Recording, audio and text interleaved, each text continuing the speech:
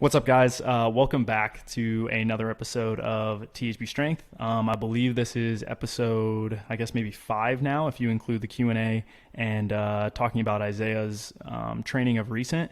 So today we have Dean Jackson. Dean and I have been corresponding for probably, I want to say like 2-ish years or something like that. Initially, I'd heard of Driveline, I think from one of my friends who had just kind of recommended them and, just started following them, and then might have DM Dean when he posted something about like force plates or something, and I was like, oh, this is sick, you guys actually use this stuff. So my knowledge of baseball specifically is not, I wouldn't say limited, but I didn't play baseball collegiately. I'm sure a lot of listeners, you guys know that already.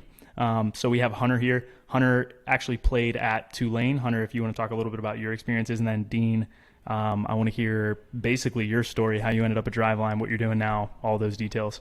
But Hunter, go ahead. You can start first. Yeah, Dean, I'll go quick because I know everyone wants to listen to you. So I, yeah, you're good. I attempted to play baseball at Tulane. I was a mean bench player, always injured, whether it was ankles, back, elbows, shoulders. Never could seem to be healthy. Ended up finishing up that career and was really curious as to why I was always injured, why I couldn't get healthy. As John always says, research is me search. That's really how I got into health and fitness, was just trying to understand exactly why I wasn't healthy the way that other people seem to be, and just a curiosity for how to maximize performance. Unfortunately, that came after baseball and not before baseball, but better late than never, I guess. So yeah, I was a mean bench player all in all. That's my long story short for Tulane baseball. Yeah, I have a similar story, except for injuries. Like, I ended up coming back from them. So had a big hip injury, shoulder injury in high school, which just ended up me training incorrectly. Hip injury in college, which ended up me just being an idiot with my mechanics and not knowing how my body works.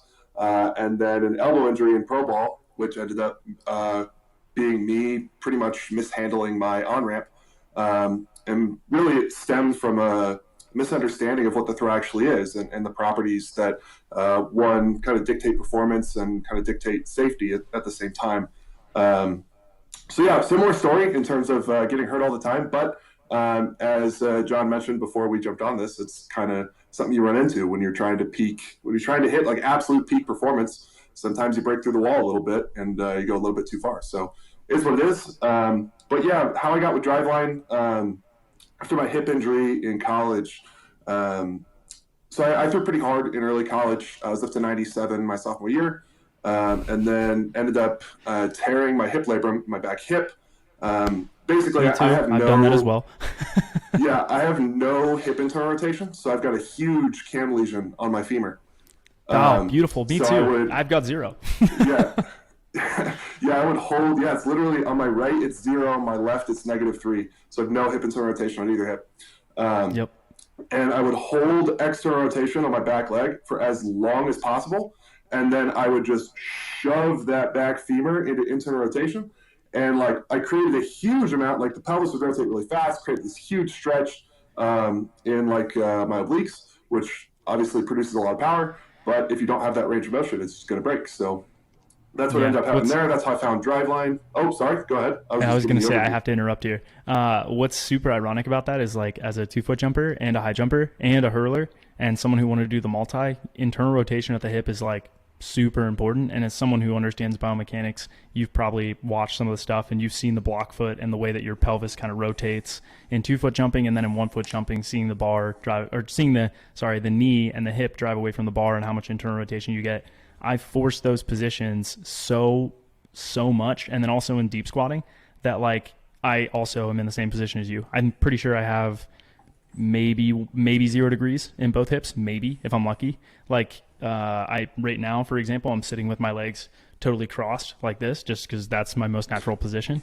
So I've always found it interesting, like watching some of your stuff, and then yeah, I've also tore the labrum in my hip as well, and was doing stupid stuff, forcing positions, and we can also get into that maybe in a little bit. But anyways, yeah, talk about how you got into Driveline, and also kind of talk about what Driveline even is, because some of our listeners might not even know how, I guess, prestigious maybe you guys are, and how well you're known. Mm-hmm.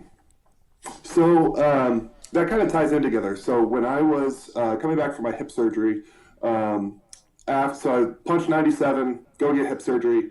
My velo just did this nice little steady tank, as did my ability to walk. Uh, Pain-free walking was just non-existent anymore. So ended up getting hip surgery, came back like fully healthy a year and a half later, and I'm like topping 87. So obviously a future in baseball is pretty much done, going from that velocity all the way down to pretty much below average college stuff. So it turned into me searching. Like everybody kept saying, "Oh, your velocity is just going to come back. It's just going to come back." And I kept searching for people who had an answer other than that. And that's what I found. Driveline was basically they didn't really accept certain, like, not knowing things, if that makes sense. They didn't accept not understanding how absolutely everything worked in terms of, at the time it was just in throwing. So we've since branched off into hitting and a few other things, but the time it was just throwing and pitching. So that was what really drew me to them, was they didn't know the answer, and they knew that they didn't know the answer, and they were willing to dump an unbelievable amount of time and money and just resources into finding the answers. So I got hooked up with them in 2015 when I was still in college, and that's where I've been ever since. So trained with them into pro ball, and then got hurt, and then ended up working for them, and still working for them while still trying to train. So yeah, as far as prestigious, we all appreciate that comment. But yeah, we counted it up the other day, and it's something like 40% of current big league pitchers or something like that have been to Driveline or have trained with us in some capacity. So a bunch of guys are still currently doing it. A bunch of guys that I'd love to name that would pique your interest, but we're not allowed to. So I just understand that there are important people there, and we're not allowed to talk about it. But yeah, it's great. It's an unbelievable environment. It's great. It's so much fun. Yeah, no, I definitely like having followed the page for a while. I cannot even remember how I heard about it. It might have been through like a friend that played like in an independent league, and I kind of just said, oh yeah, they do weighted balls and they deal with throwing velocity and biomechanics. You should look into them. It's really interesting.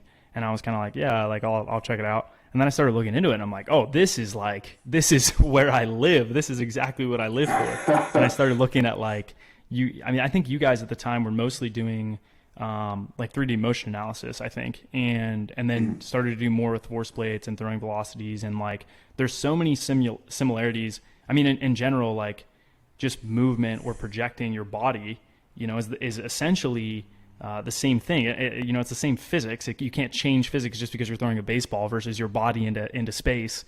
So when I started to go through and look at a lot of what you guys were doing and a lot of the principles you guys were talking about, I was like, oh my gosh, there's like endless similarities here, and to jumping and all the questions I have to jumping, they basically figured those out, but now more so for throwing. And it was just interesting for me to see that. So that was my first kind of experience with it. And then I'd followed you for a while, like I said, and seen some of the stuff you were doing with the force plates, and I thought that was really interesting. And then we had like a brief discussion about the way that the hip kind of blocks and rotates around as a reaction, and the front plant leg. So yeah, that was kind of my first, and then obviously continuing exposure to what you guys were doing mostly through you. And I think now you do most of the programming, right? Like the online programming for Driveline. Is that correct? Yeah, so my role has shifted a little bit. I'm really good at making systems. So my role for the past year or so was the manager of online training, because a few people kept trying to make systems for it and we couldn't quite make it work. So built a system there, and then I've since moved into, now my title is just pitching coordinator. So essentially just a manager on the pitching side. And basically my job is building systems, training trainers from like a kind of a systematic approach, developing products that we can scale and build out, mostly education based. So, and then a lot of it comes from where you said research is me search. That's basically my job, is me sit at home and research about why I suck or why this hurts or how can I get better at this, and then, oh wait, there's a lot of applications for this, and then distribute it, if that makes sense. But not just currently me, I do a plenty little of bit of people everything on the team do that too, but yeah, absolutely. It's like kind of funny hearing, you know, the story of Driveline and what you're doing and things like that, because I think Hunter can attest to this. There's probably a lot of similarities on the business side of things and what you're doing and what I'm doing in the realm of like jumping, sprinting, you know, change of direction, all that different stuff. But it's good to it's obviously good to hear your perspective and know, it seems like at least, that we're kind of on the right track. Hunter, I don't know if you would agree with that. I feel like you have a better gauge for that stuff. But anyways, yeah, we'll kind of skip all of this information. We'll get really into it. Hunter, maybe if you want to leave a timestamp here so you know about 15 minutes, we're getting into the nitty gritty. But the whole reason we did this podcast is because Dean had DM'd me and said, hey, you know, I want to hear your opinion on how much extensive versus intensive plyos that you put in your guys' programming. So I guess I'll turn this back over to you. What are you looking to do with plyometrics? Are you looking for upper body, lower body? What is kind of the goal and the objective that you're trying to achieve, and why are you looking to integrate those elements? So for the longest time, people never really classified the throw as any type of movement, if that makes sense. A lot of people like to think, oh, the throw is just mechanics, or the throw is just strength, or the throw is just this or that, or whatever. They don't really have a good understanding of how everything works. But it's pretty clear that the throw is really a plyometric. You know, you've heard hip and shoulder separation a lot. It's just the kind of a stretch or the loading of the tissues between the pelvis and the upper torso. And same thing happens with the shoulder, where it goes into external rotation and then rebounds into the throw. So most of the mechanics are loading those two rubber bands or springs, or however you want to think about it.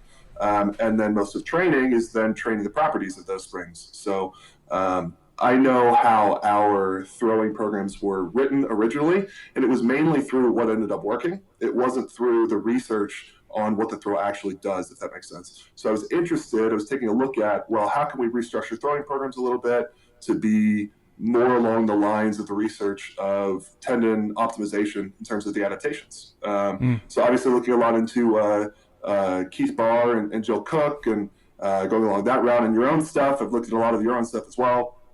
So yeah, I figured you would be, because one of my questions I asked you before was about like different types of plyometrics, and I was really interested when you were talking about doing different types of plyometrics for different like pieces in the body, or they do different things, if that makes sense, and you're focusing on them for different people for like different reasons. And this is something that's just totally not done at all in throwing programs. Really no analysis of that is done or application of it. So I was really interested in to just hear, like, how do you determine the volume for plyometrics? How do you progress it? Because that's really, in my world, that's what the throw is. You know, it's just a plyometric. And I think that's why people get hurt so much, is because imagine if you try to do this unbelievably high depth jump with, you haven't done anything for like 3 months, and you're like, day one, I'm going to do a depth jump off of Let's go long 5 toss. feet. Let's go long toss. Let's see how far we can crank it out. Can we get to 100 yards day one? Let's find out.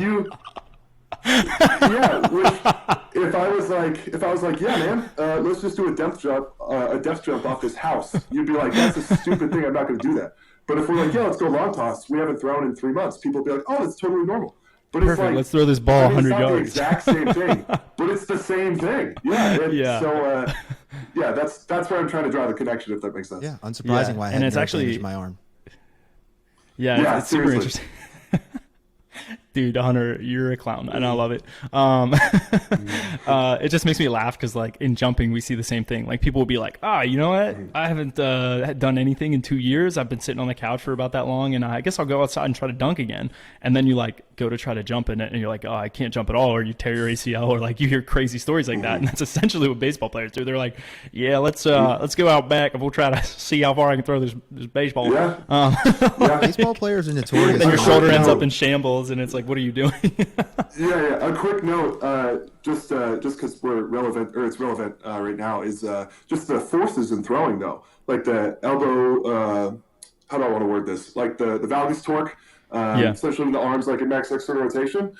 Some of these guys are producing forces that are like equivalent to a 200-pound kettlebell in maximum external rotation, and it's applied in like it's like 0.1 seconds or something like that. Is generally that's so. Think crazy. About just like a kettlebell just being immediately like lying dropped flat, into your lying hand. flat, Yeah. and then holding it Yeah, in yeah. max external rotation, Yes. So like, Yep. like back here, Yeah. and then actually maybe this one's better. Yeah, people and then don't just understand. try to hold it. Yeah. Yeah. That would be Yeah, so bad. And it's applied, how quickly that's applied too. So Yeah. while it's the same principle, I think that's why people get hurt so much more often in throwing than they do. And where you're talking about people get hurt a lot, but I think people get hurt a lot more in throwing is just because they don't realize the extent that the forces are actually happening, if that makes sense. So, but Dean, I have a that was question. an aside. I just wanted to add that. Yeah, I have a question. Yeah. If you could measure the force of one Major League Baseball pitcher, who would it be? In terms of like biomechanics, like see exactly how they move. Yeah. Well, we've done that with a lot of guys. Oh, really? A lot of guys that I wanted to. So yeah, you don't have to say where, yes or no, but my dream would be Tim Lincecum back in the day when he was called the Yeah, Freak. we got him. Yeah, we have data on Tim Lincecum. So when he tried to Look make at Hunter's and face. I'm allowed to talk about this. Yeah, I'm allowed to talk about this. boy. That's all right. About to nerd out. Tim Lincecum he attempted to make a comeback, and he came out to Driveline to do it. And so we've got like a full markered set, basically marker biomechanics. They put a bunch of dots on you like you're going into a video game type thing. Yeah, And yeah. then they throw in the lab, and just think of it as a 3-dimensional video where you can get all the stresses, all the speeds, all the torques of every piece on everything. So disappointingly, we weren't able to get him back above like 93, but he had some severe hip issues. Yeah. He had a back hip labrum tear, and I think a front hip labrum tear, and I think he only had surgery on one of them. Don't quote me on that, but it's like big hip issues. Yeah. So obviously, if you look at the throw as like trying to peak hip and shoulder separation and load it as much as possible, and then load the shoulder as much as possible, if you can't actually get into those positions, like you're gonna really decrease the amount of force you can set up the chains. So something we weren't quite able to figure out, but we do have a lot of. I could pull up right now like biomechanics of Tim Lincecum, which is pretty sweet because that was he was called one the of the Freak first ones I wanted to because see he too. was measured at Yeah. 5'11". Yeah, sure. And he got to He was pretty. Yeah, he was about that tall. Oh, really? Yeah. So he actually was a full 5'11". He wasn't like just that. Yeah, maybe list of- 5'10". Okay. Yeah, but his stride length, Yeah, what was it? somewhere in It was there. over 100% of his body height. Oh, it's huge. Yeah, he jumps super far off the mound, and basically there's a few different movements. And I know this is getting away a little bit, but that's all right. No, it's fine. Movements you can. There's a few different movements you can use to load kind of like the rubber band of hip and shoulder separation. First one being like counter rotation of the torso, then rotation of the pelvis during like the drive. A lot of people have heard the drive. I know I'm giving you these terms that don't really mean anything, but that's all right. No, this is perfect. We one- actually have a super well educated I guess I don't know if viewership is audience. Oh, perfect. And so they love, like, I talk about this stuff all the time. I don't know if you listened to our podcast before, but I'll go into the nitty gritty. So don't worry about that. Perfect. If it gets too complex, they can always ask us questions. Okay, cool. So 3 things that load hip and shoulder separation. Counter rotation of the torso, which happens early on in the throw, then rotation of the pelvis during the drive, and then finally, if you put your pelvis in the right position at the impulse for the block, which the block is just the lead leg getting into the ground, you can actually use that energy that you made coming down the mound and all that momentum, you can turn it into rotation of the pelvis. Now those 3 things, if you time them up correctly, peaks hip and shoulder separation, and then you send that energy up the chain. Now with Tim specifically, he just really overutilized impulse from the block. So he kind of didn't do a lot of counter rotation of the torso. His pelvis didn't work great in terms of creating hip and shoulder separation during the drive. But when he got into the impulse from the block, he was in the perfect position and created an unbelievable amount of momentum down the mound to then peak hip and shoulder separation that way. So just with the nature of it, if you have 3 different things that are all adding to kind of the same idea, which is like create hip and shoulder separation to set up the chain, then you get a lot of variation in how guys do that, if that makes sense. So Tim was just a huge outlier selling out for the impulse from the block. It's actually super interesting because, like, if you look at jumping, it's super similar. You see so many different strategies to generate momentum because that's really what you're doing is like, hey, look, we have a mass. We want to generate a velocity on this mass. And, if you're looking at the ball, it's the same way. Okay, so how do you change a momentum? You need impulse. Well, what is impulse? Impulse is the force over the period of time that you're going to generate it. And baseball is like such an easy analogy, or I always give the analogy of like if you were to try to strike a heavy bag, if you're a boxer and you're trying to strike a heavy bag, if you had a heavy bag just sitting out in front of you and you rested your fist on it and then, you pulled it all the way back, as far as you could to where the heavy bag or your fist was at your armpit, and then you push the whole way through it, you get that heavy bag really swinging. It would generate a lot of momentum. Or you might have someone where it's like Mike Tyson punch out or knockout, whatever it's called, where he just like jabs the bag as hard as he can, and the bag just starts swinging like crazy. And that's the same way that jumping is. You can generate force over really long impulses, or you can generate force, super quickly. You can generate impulse really quickly with super high force, low time, or you can generate impulse over a long time and generate a lot of force. Baseball, generally speaking, I'm assuming, is kind of the same way. It's like, well, there's tons of ways to do that in the first place with jumping, but baseball is probably the same way, where it's like, hey, look, we know these three things are how we're getting a long time on the ball, or we're getting to generate a lot of impulse, or we're getting a lot of force in a very short period of time. So, I'm assuming generally you probably want to increase both, obviously, and that's how you generate, momentum on the ball. But I don't know if that's true. Yeah, the interesting part is with baseball, it's not like high jump where the highest person wins, right? It's not like javelin throw where the longest throw wins. It's who can compete at the game of baseball. Now, obviously, throwing velocity matters in there. Like there's not many big leaguers that go out there and sit 90. There just aren't. Especially in today's game, most guys sit. If you guys have watched the playoffs at all, there's a bunch of guys you've never heard of touch at 100. It just helps. It makes it easier. It gives you a larger margin of error. You can make mistakes and still get away with it. Yeah, they have less time. That's all it is. Is like if someone who throws 95 and someone who throws 100 are the exact same in terms of everything except for that velocity change. The guy who throws 100, the hitter has less time to see the pitch, less time to determine what it is, a bunch of different stuff, So, but where I was going with that is essentially it's not always about perfectly maxing out your throwing velocity, because sometimes some of these changes can make guys worse actually at the game, if that makes sense. So changing it's this interesting balance where if we make this change, is it going to affect like his ability to command the ball? Is it going to change his pitch metrics? A few different things like that. So it's this balance of how, if he throws harder, is it going to be better? What's that going to change? A few different things like that, if that makes sense. So it's not all just pure athletic ability. Yeah. Probably the thing that's most synonymous to this, or like the best illustration is dunking, is like as soon as you had a trick dunk, like, my peak vertical off like an approach run, my reach is 11 and a half in shoes, and I can touch 11.3 and 11.4. I can't remember exactly what it is. It's 39 inches. Or 39 and a half is my vertical. So it's just like a hair under 40. And that's like a legit value, not someone fudging the reach or anything like that. Like You're talking really reaching. And if I were to fudge the reach, I could easily get into the 40s. It would not be hard. Like I could fudge my reach at like 7.9 and then boom, I have a 41 and a half inch vertical. But if you're really trying to even more, I could probably fudge it way more than that. A lot of guys do that. But if you're just to shout myself out to give myself some credibility, but if you, but probably the most analogous thing to this is like if you go to do a windmill or between the legs, or you go off the dribble, it's like, okay, well, yeah, you might have 39 inches of vertical off the run with no approach, and that it makes it a lot easier if you go off the lob or something. But adding this other element in obviously does not necessarily equate to making that dunk. Does it make it easier? Mm-hmm. Yes. And even maybe another better illustration is like basketball. Like people think like, oh, if you jump higher, the game just must be so much easier. Not really. Like you got to know how to play basketball, or if you're a freak athlete. Yeah. We had this guy, Josh Williamson, I think, and Josh was like, that was who it was. And he was like, he's a bobsledder, like a world-class bobsledder. And he weighs 235, probably equates to like a 4.3 high or 4.4 low in the 40 laser time, like legit.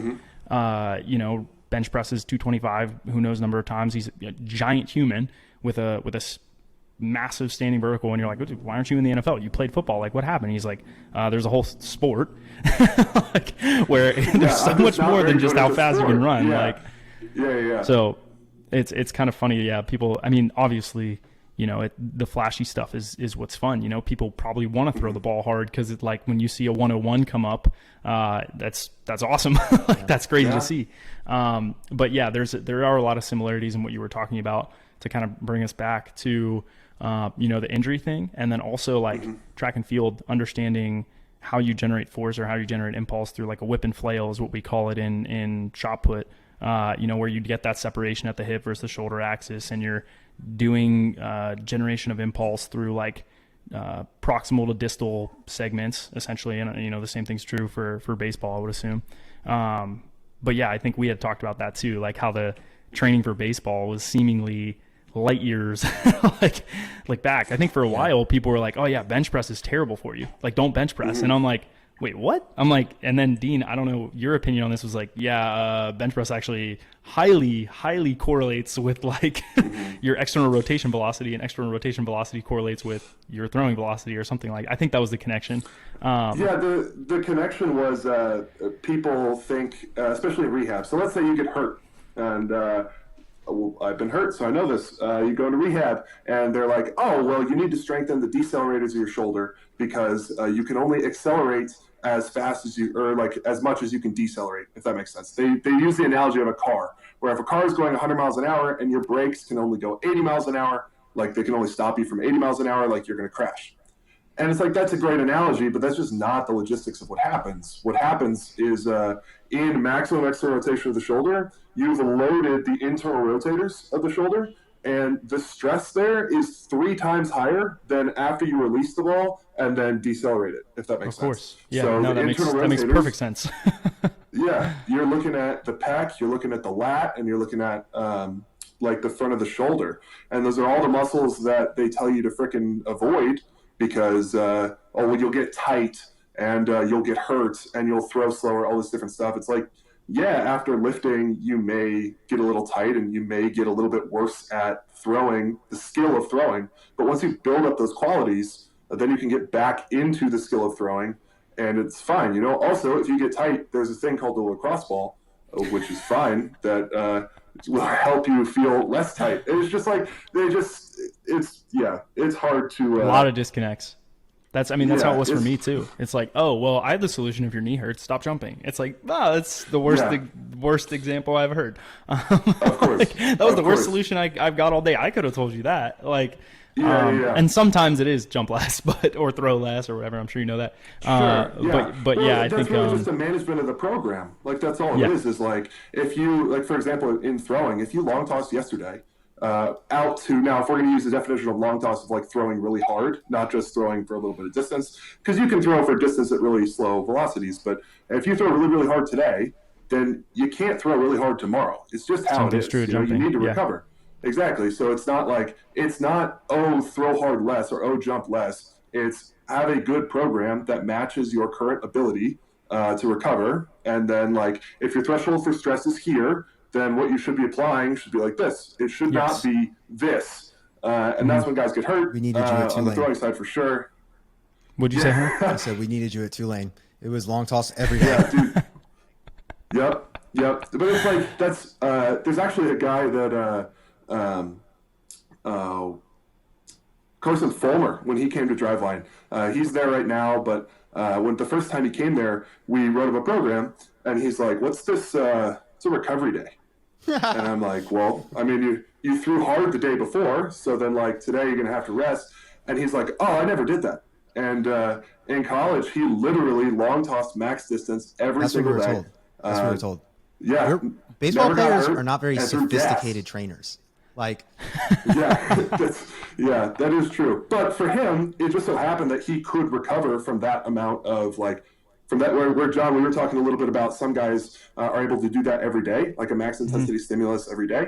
He was just able to do that. Now, as he got older, hormone levels decreased a little bit, not able to do that anymore and recover from it. But at the time, he could. So if you can recover from it, the more you can apply that high intensity stimulus, like, it's going to be more optimal as long as you don't get hurt from it, at least from a throwing perspective. So he just happened to have hormones through the roof and was able to recover from it. So sure, let's go, And he threw 98 in college, so it worked. I have a question for you. So the Chinese weightlifting team, kind of what they do is they recruit anyone that looks like they have promise. They throw an ungodly amount of volume, and then whoever genetically is able to withstand the volume ends up making it. And that's how they have their team. So I know when I was pretty well. Yeah. Well, when you have survive and thrive, it's called really people. But my sense of training for baseball growing up, now that I can look back on it, was very similar to that, where there was no individualization. It was, we're going to have ungodly amounts of volume, and good luck. Like, whoever ends up making it healthy typically would have a pretty good career, at least through high school. So like how much has the throwing training changed in your opinion in recent years? Like I would love to know a little bit more how Hopefully you a approach that lot. training. Yeah. Like I'm super A fascinated by lot. it. Well, it's funny. There's a guy who's training at Driveline right now. His name's Albertus. If you haven't looked at him on social media before, I can give you a link later. He is crazy. Works his butt off. Wait, is this the guy that puts the sniffing salts all the time and like is like? That's Eric Sim, which is another crazy guy. I know a lot of very crazy people. But Albertus, this guy's great. Like one of those where he's like, I'm going to be a big leaguer. Like sold his car to be able to come up and train at Driveline type thing. Like huge, and he's with the Phillies right now. He did great in his first year Pro Bowl, which That's obviously sick. helps when you care that much, But Albertus was talking about his experience at one of his colleges, and he was like, he was telling about the program, and they played long toss to max distance 5 times a week with a whole bunch of different, really like some heavy balls, some light balls, just like the volume and the intensity that they were doing was insane. And there was no, oh, these guys should do it, these guys shouldn't do it. It was everybody did it. So he was talking about how everybody, like it was like 75% of their pitchers ended up with some sort of very serious injury that year. And we were talking, so like, wow, that's pretty terrible, thinking about what happens to those guys. And then I'm sitting there and I'm like, what happened to the guys who didn't get hurt?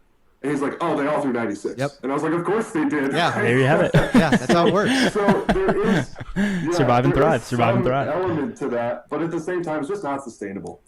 If you look at if you want to, most guys want to get paid, and that's why they play baseball. Sure, they love baseball, but they want to be a big leaguer and make a bunch of money.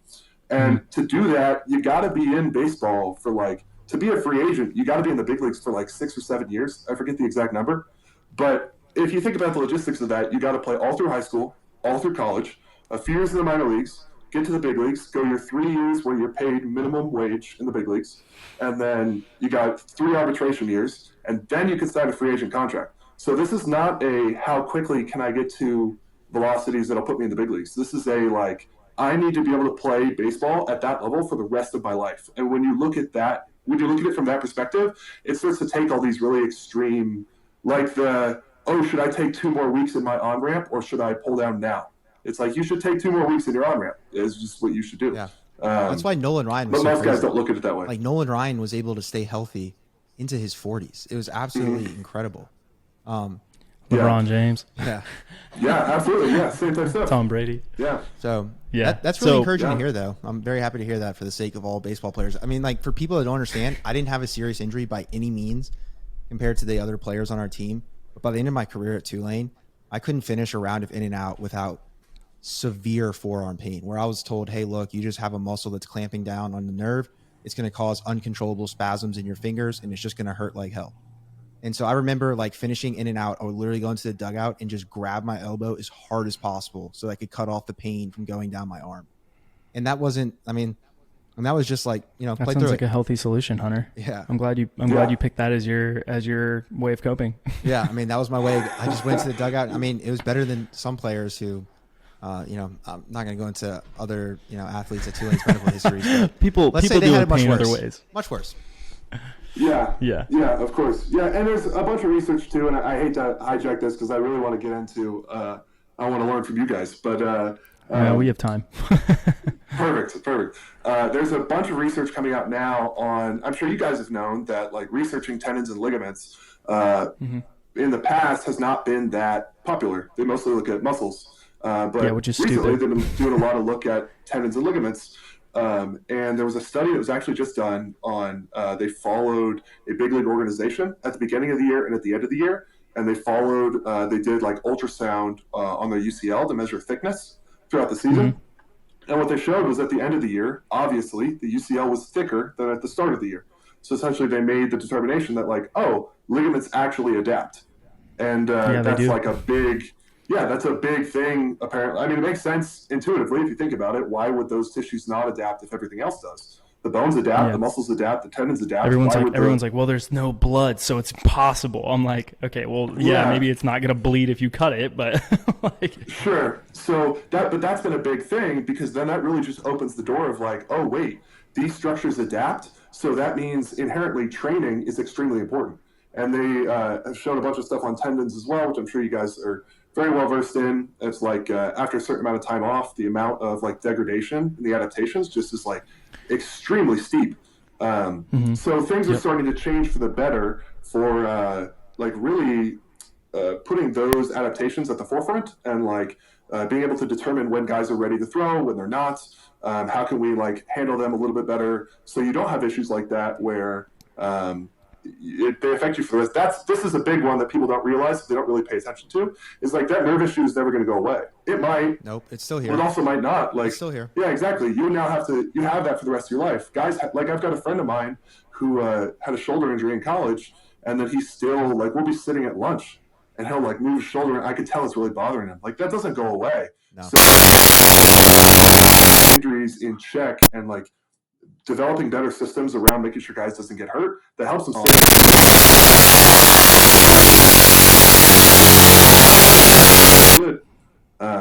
But yeah, it's a little off topic, but yeah, seriously. Yeah, just deal with it.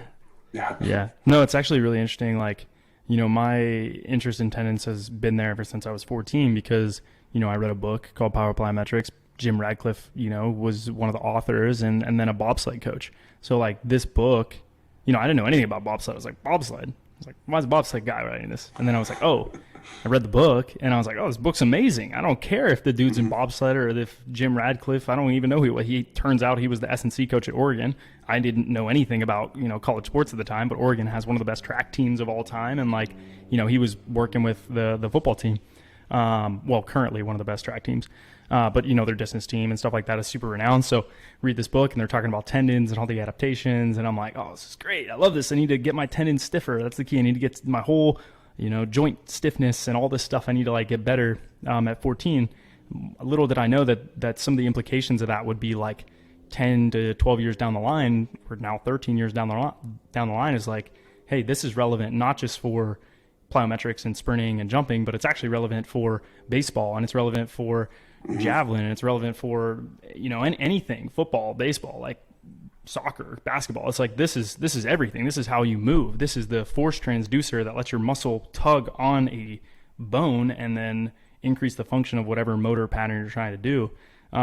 So I would I say I happened into it? No, because I did my research and obviously like learned as much as I could. But like you said, there wasn't a ton on, okay, how do we get these structures to adapt?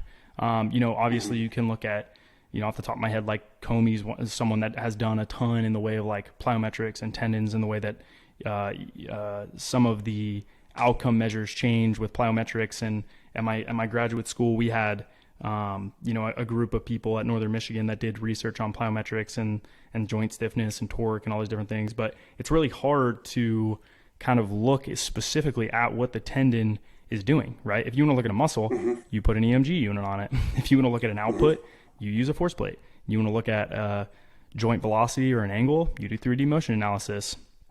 But when you're starting to look at tendons and ligaments and things like that, and you're looking at like the loading there, I mean, that's pretty complex. You're talking about like, what are you going to do? Put a tensiometer, something that measures tension in someone's Achilles? A lot of people aren't going to sign up for that. So you can indirectly do it, or you can use an isokinetic dynamometer and look at like torque that way and things, and kind of maybe find the discrepancy between the two. And some of this stuff is beyond even what I could conceptualize. But one of my good friends, I've known this guy for like 10 plus years. He might not know it, but he was on a forum called Elite Track, and we had a discussion about high jump when I was like 15, and he was like 20 some in college doing research on high jump stuff. But now he works with elite high jumpers in Europe, and they're doing exactly what I was just discussing. They're basically looking at what is the muscle tendon function, what is the structure of the tendon, and how do those three things lead to an outcome. So it's kind of interesting. That's probably the most recent interesting instrument I've heard of, because otherwise, again, what, you're going to image it? So what? Who cares? Image it. Go for it. Like, it's still not going to tell you that much. So it is like very complex. And if you listen to like Keith Barr talk, and you've listened to Jill Cook talk, and you've listened to Ebony Rio, all these like top 10 researchers right now, they'll touch on performance and things like that, but there's still a lot of gaps kind of in the in that Q&A, in the questions the research questions that they might not have answers to yet. Some of that is just, it's tough to measure. It's really hard to measure these things. And it's really hard to do that with elite guys that don't want to have these things measured. So it kind of leads to like a lot of different problems. I'm sure that you've come across that a little bit if you've been doing a lot of research and things like that into the topics. But, my expertise is more like, look, I know the research. I've been around the research because I read it, and I touch on it, and my community is, around that as well. And then also working with like elite jumpers, I see it firsthand. So then, okay, let me apply this research. Did what they say actually lead to this outcome? And just run a bunch of case studies. And I treat them like case studies. I record everything. I know basically everything that's going on in their lives because I have a personal relationship with them. And like, you can run a research study with X number of athletes you have if you have a personal relationship with each of them, and you track joint health and joint pain, and you track, or tendon pain basically. And you're tracking performance and strength values, and they're tracking their vertical jump. All of a sudden you get a pretty clear picture into, hey, what are these actual, long-term longitudinal pictures of months and months, or sometimes years, of elite jumpers to kind of give you a better picture of what's going on.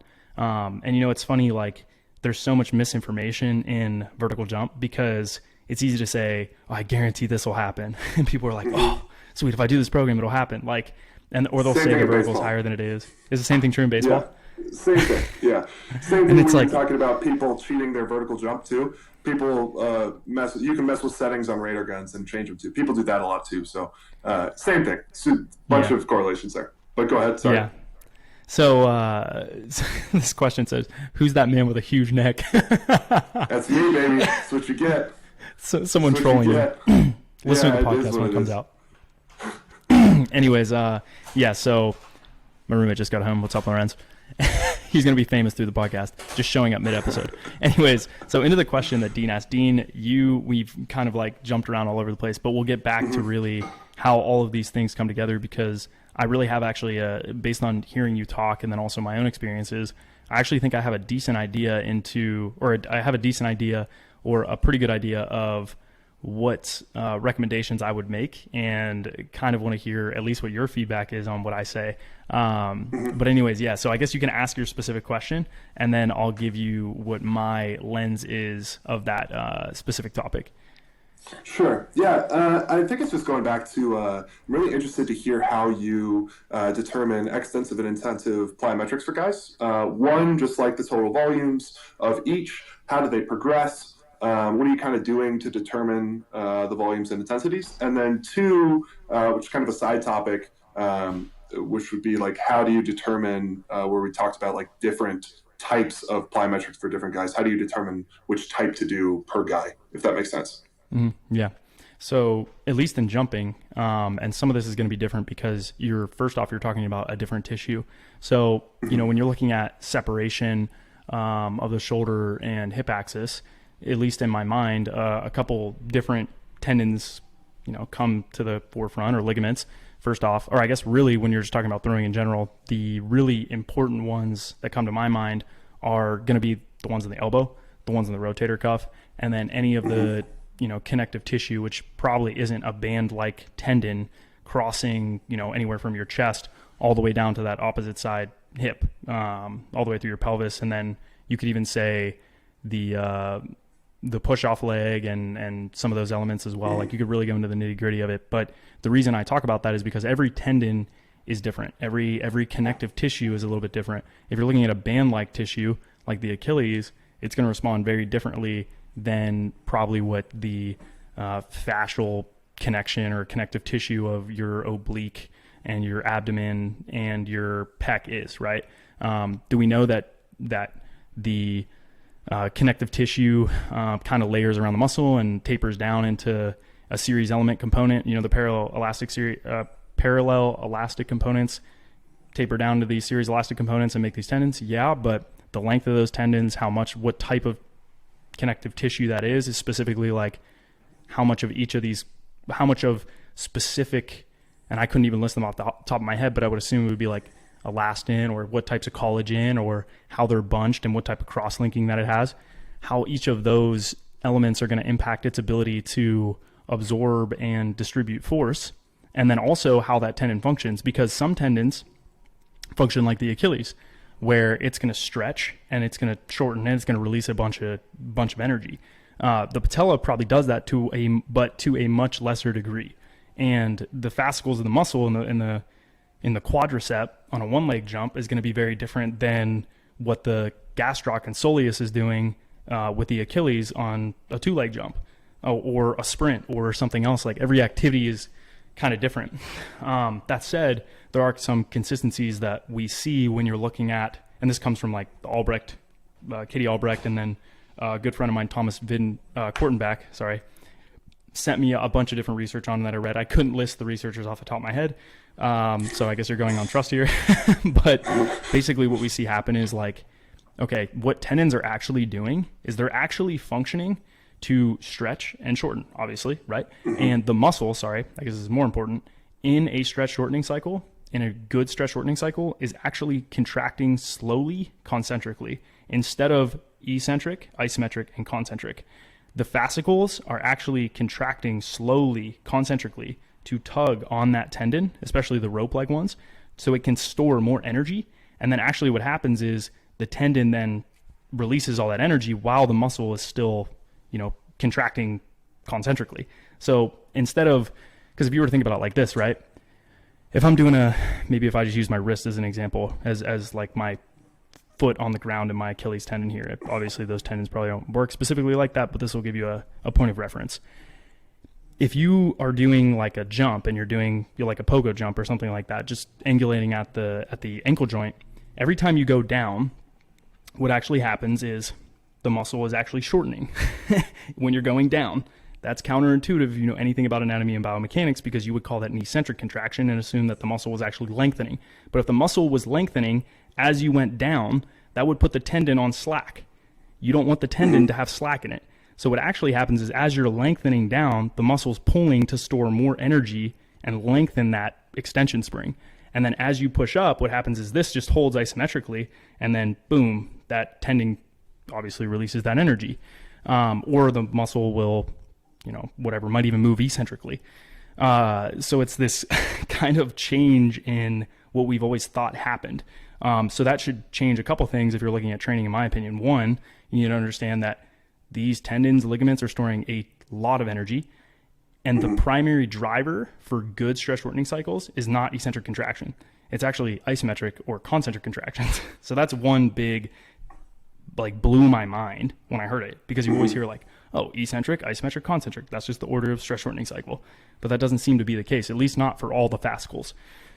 So that's one thing that is in some ways relevant, because it just demonstrates the nature of elastic activities and how intense they are. So when you're looking at intensive versus extensive and kind of how I would integrate those, I think it's more or less archaic, because intensive and extensive is, in my opinion, comes from Verkhoshansky. So if you're looking at, and I'm assuming that's probably where you got a lot of that information. Yeah. So if you're looking at what Verkhoshansky said, he would say, okay, extensive is going to be easy bounds.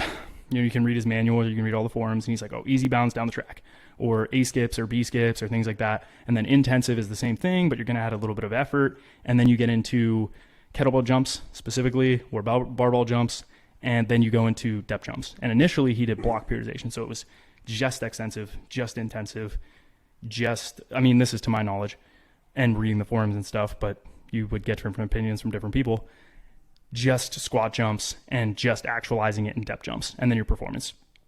But if you read a little later on, he changes in the forums how he recommends training. He's like, oh no, if I had a basketball player, I would do these days as strength, and I would have one depth jump day, and then I would have a day of dunking a basketball through the ring, is what he calls it in the forums. And so if you're reading that, you're like, oh, this is all super interesting. And so I've tried actually doing that at one point, I think 2 years ago or so, just to see. I was like, I'm curious. I just want to try block periodization. It works. A lot of people do block periodization. I think Jordan Kilgannon does a lot of block periodization. He's one of the best jumpers in the entire world, if not the best jumper off 2 feet in the entire world. So obviously it works. But how I quantify plyometrics is more based off of what my mentor says.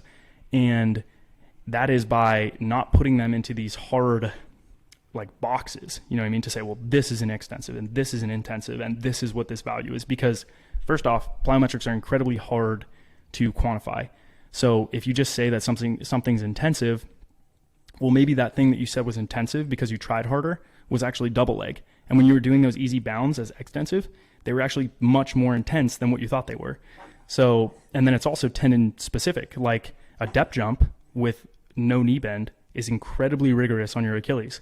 But you can do a modified depth jump where you land in a semi squat, and that becomes super rigorous on your patella. And if you land on your heel, that doesn't load the Achilles really at all. Like, it actually loads your knee and your hip more. So how you do the plyometric also matters. So this comes kind of full circle into, okay, how do we, if we're throwing extensive and intensive out the window, how are we going to quantify intensity in plyometrics? And this is where I'll get into it. And again, this comes from my mentor, but it's based off of biomechanics and physics and things like that. So first off, you can't really say definitively that something is or is not more intense, but you can get a pretty good idea if you use a couple different, I guess, variables that you're looking at. The first one that you can look at is vertical drop height. So how much vertical drop height do you have? That's probably the most important thing when you're looking at a plyometric. Then the second thing is probably, are you double leg or are you single leg? That's another really important one. The third one is going to be ground contact time in that plyometric. So are you a really short contact? And that goes hand in hand with the range of motion that you're doing that plyometric through. So, if that was maybe the fourth one, those go hand in hand, because you can't have a short ground contact time with a big range of motion. It's almost impossible. Yeah. You're never, I could beat a big leaguer. Like if I was like doing, like they're like, okay, do your wind up and then I'll throw the ball. It's only time. I just do that. Boom. I'm going to beat their wind up every time. Why? Because this is a fraction of the range of motion. I'm always going to beat their wind up. Even if just you go from the point where they start to pull forward on the ball, I'm probably going to beat it just because my range of motion is, I don't know that for sure, but the range of motion is just so much shorter. I have way less time that I am required to produce force. Same thing's true if you're looking at impulse on a force plate with a squat, with a deep squat jump. So say you paused at the very bottom with a barbell on your back, right? And say it was 100K. Let's say, Dean, you're doing it's 100K, you're in the very bottom of a squat. And I say, jump as high as you can out of that position. Pause for 3 seconds, jump as high as you can. And then I say, okay, Dean, now I want you to go to a half squat. Put the bar on your back. Pause for 3 seconds, push out of that position. Which one's going to take more time? Well, the deep squat's going to take more time. Like, even if you took the most explosive athlete on the planet and put him in that super deep position, you might get out of that half squat faster, right? Same height, say relatively same height, whatever, and you took a really explosive human, you're probably still going to beat them out of that half squat just because it's a shorter range of motion. So the ground contact time is what a lot of people look at when they're looking at elasticity. When people say elasticity, that term, in my opinion, is almost irrelevant, because elasticity is a physics term that is used for stress and strain, and you're looking at deformation. And this could be wrong because I'm not an engineer. I have no formal PhD in this or engineering degree, but this is material science and what I've studied. Elasticity is, hey, look, this is how much this thing deforms. This is how much. And he was like, wait, so if you had a baseball player and you wanted to get them from 95 to 100, where would you start? And I said, it's all relative. So it would depend on where their pain levels were with what they were previously doing, and I would base the program around what I know their current load capacity is, using the pain levels that they had. So I think the four that I said was drop height, single leg or double leg, whether it was short ground contact or long ground contact, range of motion, those ones kind of paired. And then the fifth one is whether or not you have a horizontal momentum built into it. So for example, if you're looking at a high jump, you're taking a horizontal momentum. You don't have any real negative vertical velocity from the time you toe off your penultimate step. Some guys actually have a positive velocity because they push up into the plant. I probably don't, but really good jumpers either are flat or some will actually push up into the plant. Both are good strategies, but you definitely don't want a downward negative vertical velocity. So meaning your body isn't accelerating down toward the ground. It's not a momentum you have to stop. So then once you go to push back up out of that, you would think, oh, well, he doesn't have any negative vertical velocity. He should be able to jump super high. Well, that's not the case, because that plyometric, because it's a stretch shortening cycle that is occurring, is actually super intense because you've accelerated with a velocity. You have a horizontal velocity into that plant. So now when you plant your leg, it's super high load because you're having to stop 8 meters per second of horizontal velocity down to maybe 4 meters of horizontal vertical velocity, maybe even 3.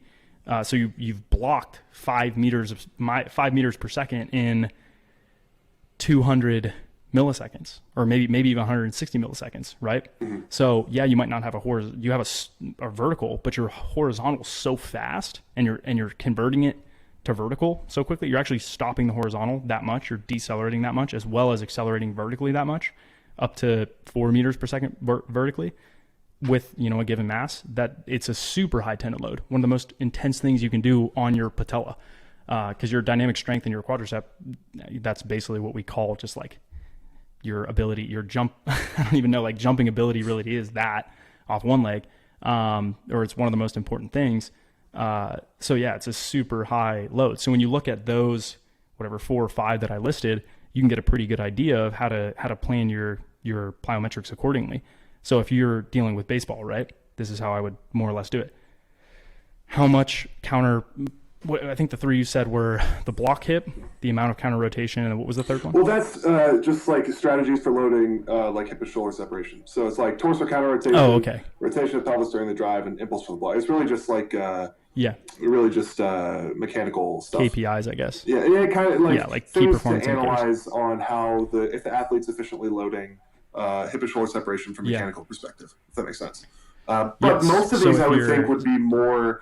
I would assume it would be more determinant, or like the shoulder and elbow ability would be more determinant than, because most guys like don't have, sure, oblique pulls happen, but like not very often. It's mostly elbow and shoulder, mostly elbow, second shoulder behind elbow. So Dean, question. Okay. Let me just return the favor to you. You have a Division I pitcher off season. Okay. He wasn't sent to summer league.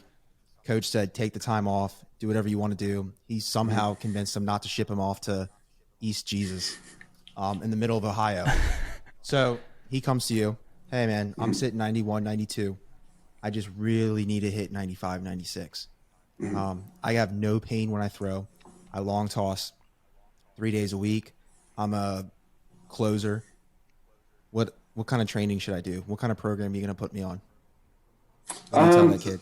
So I want to look at where his biggest like bang for his buck areas are. So if he's never lifted before, if he is just super weak, like you're going to gain a little bit of velocity there. But it's also like specific to the demands of each piece. So for example, like you obviously know nothing about how strong someone's upper body is if you look at what their back squat is, So similarly, if their lead leg block is great and they're generating a bunch of momentum down the mound and they don't really have any issues there, then increasing squat strength isn't going to help very much. But if somebody gets into perfect positions and then they get into the block and you can see that lead knee start to bend and then lose energy up the chain, that may be someone who could benefit from something like that. So essentially trying to assess each piece in the chain, how can we improve it and get it to do its job better?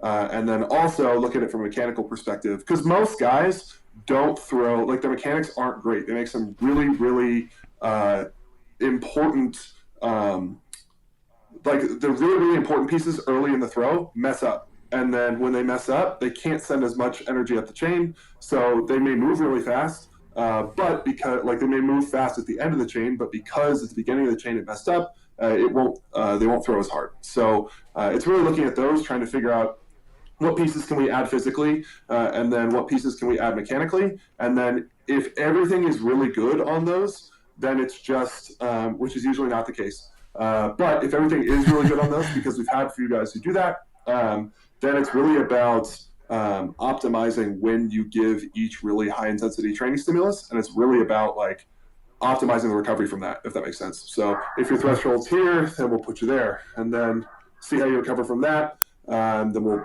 continue, if that makes sense. More and more intense. It's actually super coincidental, because that's exactly what I said. It's all relative. I said I'd see where you were, and then I'd build on it. Yeah. So just another question that I had to coach a junior high school team one summer. And one thing that I struggled with was because I wasn't a pitcher, I broke down the biomechanics the best I could during a summer to try to learn, so I could try to tell these kids exactly what they need to strive for. One thing that I struggled with was understanding what the functional mobility was for the shoulder joint. I never knew. They always wanted hey, how far back do I need to be able to rotate my hand backwards? Because all of the kids saw those still frame pictures of Major League Baseball players where their hands are actually underneath their elbow at full external rotation. And that's not. You can't do that, Hunter? Why can't you show me that? I used to be able to do that right now. I used to be able to, way back in the day. And so it was one thing that, because all of them, they're high school boys. They just wanted to train, right? And so all they were working were pressing movements. So they were getting stronger, but they were getting tighter. And I never knew how to incorporate proper flexibility training so that they could maintain some of that, which I assume is needed, while also building up the strength to handle the increased load. Yeah. So first thing, I look at the shoulder as a rubber band or like a spring, if that makes sense. So the total range of motion is important, but it isn't the main thing. The main thing is like how efficiently do you load it? And once it's fully loaded, how much does it really produce coming out of external rotation, so into internal rotation? So the analogy I use a lot is like, you got a spring like on your pen, and then you got a spring on your car in the shocks, and they're both springs. But like if you load both of them with an unbelievable amount of energy, the one from your car is going to produce way more energy when it's unloading, if that makes sense. So it's really, in my opinion, The same is true for jumping. What was that? I said the same is true for jumping. Yeah. The exact same thing is true. Yeah. So from one perspective is, okay, how efficiently can we load that spring? And then for the other perspective is, well, what's the actual property of that spring? Is it good enough to produce anything? So now strength is one thing that will help, but it's only one thing. So if you look at it as like all these different like bars, like I'm sure when you guys played video games when you were a kid and you tried to like make your character better. I give this analogy all the time. Yeah. Turn those sliders all the way up. Yeah, but it's like if one slider is like really, really high and another one is like really low, then you're going to get more benefit from upping the low one than you are from upping the high one. It doesn't mean avoid the high one. It just means like pay attention to the low ones as well. So that's really what I would look at. And what I've kind of turned to with my guys now with upper body lifting is once they gain about 20 or 30 pounds on their bench, I switch them out of a strength phase and I switch them into some sort of rate of force development and plyometric focused phase. And I just found that like after 20 or 30 pounds, they just kind of, their velo like did this at the beginning, throwing wise, and then it's caps, and then it starts to go back down. You hit the other side of the U curve. Yeah, essentially. And the idea for me was like, okay, now I assume we've improved like total max force that they can produce, which is great. We got some tendon adaptations as well from the max lifting, because when I improve guys' strength, if you guys have seen my Instagram, it's very, very heavy that we lift. But I want to keep each piece, if that makes sense. I don't want to just sell out for one piece because then you lose the positive things for the other pieces, if that makes sense. So your programming is very, very, very similar to mine in a lot of ways, by the way. Perfect. Like that, and that's like something that I say pretty frequently is like, hey, look, if you if you want to just do max strength, that's great, but guess what? Now you detrained all the other qualities that I just spent, or you may have spent years developing. Yep. You just ignored them. Yeah, now they're gone. Yeah, absolutely. You want to avoid that too. So yeah, absolutely. So yeah, that's definitely something big that I say. Yeah. So to wrap it all up, I would just say like it's really, a lot of people look at, how like why is my external rotation not what it should be? Now it could be because you just like, for me, if you look at the video of me throwing, I don't have as much external rotation as some other guys, and that's strictly a structural thing. I just don't have a lot of range of motion in a lot of my joints, just how I was built. But I'm loading that spring really, really efficiently, and the spring has like pretty good properties in terms of like professional throwers. Now you could look at a younger guy, and maybe with younger guys, things start to get really weird because they aren't trained as much. They don't have as good mechanics. So maybe he's just like not sending the energy up the chain to load it. Maybe he doesn't have enough external rotation similar to me. So it's just like, maybe he's loading it perfectly. It just looks like it's not being loaded fully. And then maybe he actually doesn't have the strength to handle the energy that he's sending up the chain. And his body just like kicks on a block and it's like, nope, not going to send it any deeper than this because we're going to get hurt if we do that. So there's a bunch of different things that could happen. Yeah. Which is not fun. I had a few of those coming back from my elbow surgery where I'm just dieseling 82 and I'm looking at my mechanics and it just looks horrible. And then I try the same effort like a few months later and it's 96, but it's like everything feels the exact same to me. I'm trying to do the same thing, but my body is allowing itself to move in a completely different way, which obviously is all anecdotal. I don't have a whole lot of, and I have gotten into arguments with a few of our R&D staff members before about that topic. So don't take that as fact. That is my opinion. But yeah, what's so funny is like the same thing you just discussed happens in jumping all the time. Hey, should I change my technique if I'm jumping higher with crap technique? And it's like, yes, you should try. But then if it doesn't work, just go ahead and revert back. It's going to happen. Yeah. Yeah. And like, you'll come up real fast. But like, of course you want to try to have good technique. You know what I mean? But if you're getting hurt, if you have mobility restrictions, if you have to find a workaround. Like for example, your internal rotation. What are you going to do? Well, I'm going to pronate. I'm going to pronate at my foot a lot because I don't have the ability to, I can't internally rotate. So I'll just get it somewhere else another way. Or ankles. We always get it with ankles. It's like, well, how am I going to do that? Well, just let your heel come off the ground a little bit and, you'll get the knee flexion you need. Yeah. Which that was actually a huge one for me. Because most people, they teach very similar or like this very, I don't know, it's like they try and put pitchers into a box where like, this is what you have to feel. This is what you have to do with your hip and with different pieces. But if everybody has different ranges of motion. So it's going to work for some guys, and guys like me, it's just not going to work for.